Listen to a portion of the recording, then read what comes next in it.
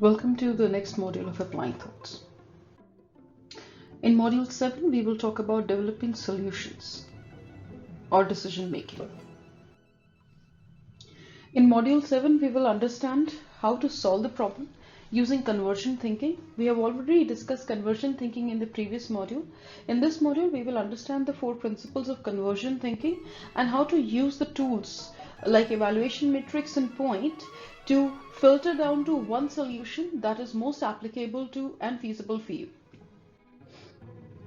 Now, this is the stage 3 of creative problem solving model where we develop solutions. Now, in step 3, decision making criteria is designed, whether it's individual or group, and what are the other components that might be required, or be it cost, be it time, be it availability of resource, be it location, whatever is the training of the people, whatever are the resources, the decision making criteria, they are all considered at this stage.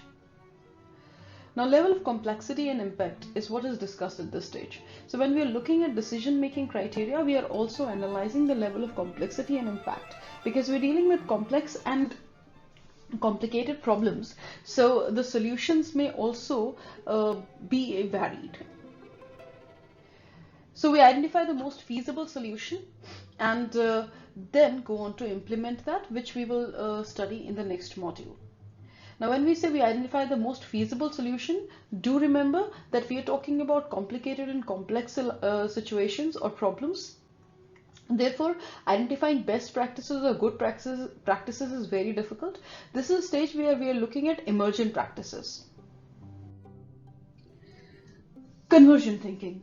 Now, conversion thinking is the second part of the thinking engine of creative problem solving. So after having diverged and collected multitude of ideas, now comes the stage where we converge and come down to one most feasible idea for us.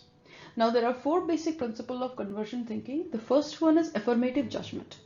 We start looking at each of the ideas from a positive perspective.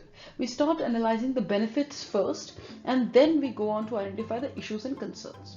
The second is consider novelty. Something which is new, which has not been done before, will always get priority over others.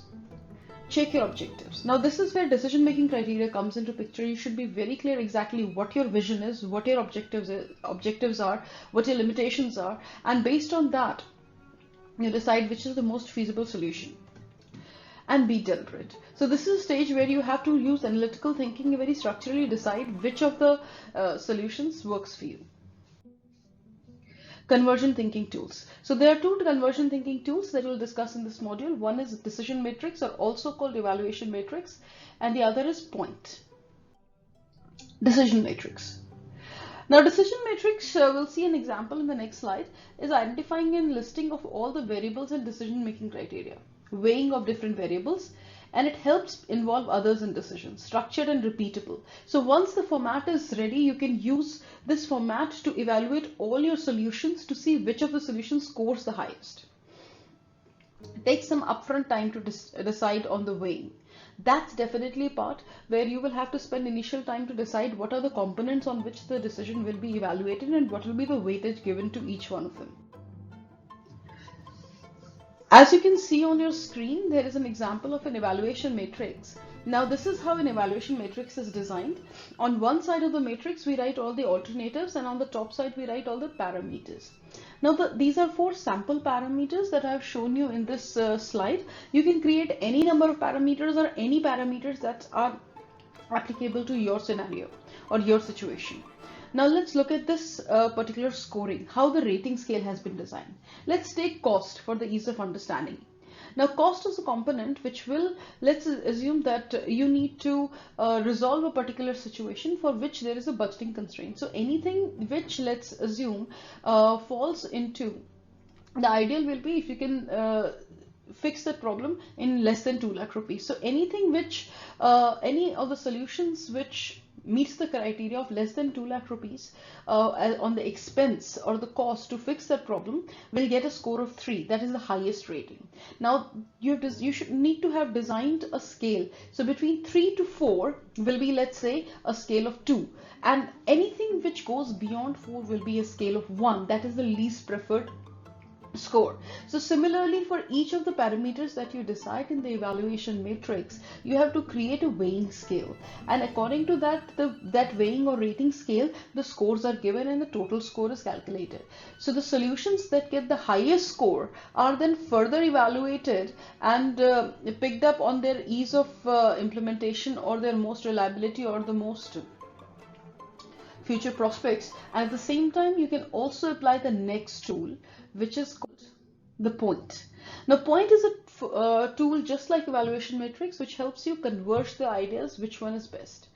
Now point works with simple that P is pluses. You start like in the affirmative judgment is the one of the core principles of conversion thinking, and that is what point works on. So point says strengths, good points, positives and pluses. This is what you have to start looking at every idea at. We do not start looking at ideas through criticism, eyes of criticism. We start looking at them from very specific strengths. Then you look at the opportunity. After applying the solution, what are the future possibilities that it opens for us? Now, future spin-offs, possibilities, and novel aspects. What are the future benefits that we can get out of it? So basically, what if is what we're doing. What if we apply this? What are the other benefits that we can get out of this in the future? Then we come down to the issues point. Now, issues are the concerns and the problems or the challenges you might anticipate in implementation of this problem. This solution, sorry. Now, weakness, troubles, plot, minuses. So this is a stage where we go back into the creative problem solving mode and start asking ourselves, how come? How can we? What might we do to overcome this challenge? So this is a stage where you kind of brainstorm again and figure out what is that can be done to overcome this particular challenge. Or what if thinking again. Now, overcome concerns through new thinking. The MT stands for new thinking, and this is where we come down to prioritize concerns. Generate ideas to overcome the main concerns. Now, whatever issues you have identified, we do brainstorming and figure out what are the possible ways we can overcome them. And then once you use new thinking or creative problem solving to identify those challenges, to identify ways to overcome those challenges. Now comes the fifth stage. Now, fifth stage is something where you decide whether you're going to refine or modify this solution so that all these challenges can be overcome, or you're going to keep it as it is. We can manage the challenges, or maybe there are none or very limited scope of them, or kill, as in you delete this idea and you decide this idea is not feasible for me, and you move on to the other solution and apply the entire point system to that. Now, the details of evaluation and point systems are again given into your handouts, which I will recommend you to read along with watching these videos.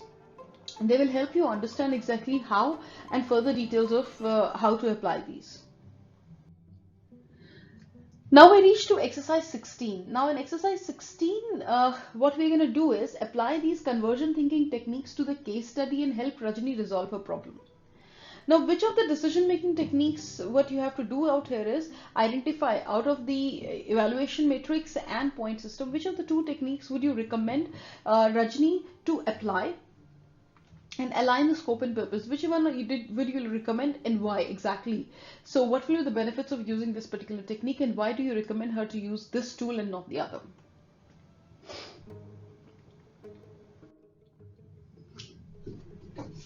Let's move to exercise 17. Exercise 17 is based on the real life scenario that we have started working since module 4 of this course. Now in this exercise, what you need to do is that in module 6, the 3 options that you had identified using brainstorming and other divergent thinking tools to solve the real life scenario that you have picked up for this course. Now you will be using the conversion thinking tools, either evaluation matrix or point, whichever you feel more relevant to your situation, and use that to select one of the 3 options which you believe is applicable to your scenario. And if while applying this you realize that no, something else needs to be done, feel free to create new ideas and then apply these tools to them and see which one of these ideas does work for you. Now also explain the reason for your choice. That's very important. So just writing down that this is the tool we chose and this is a solution that came out will not be sufficient. You also need to identify what was the reason you chose this tool and what was the reason that you practiced this particular tool on this exercise. Now the quiz for module 7.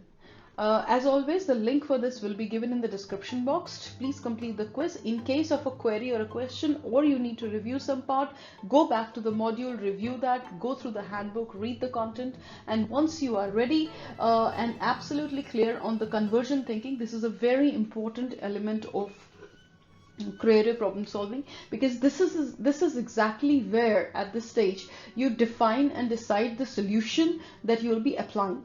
So in order for you to create a functional and a successful implementation plan, it's very important that you have understood how to select the solution.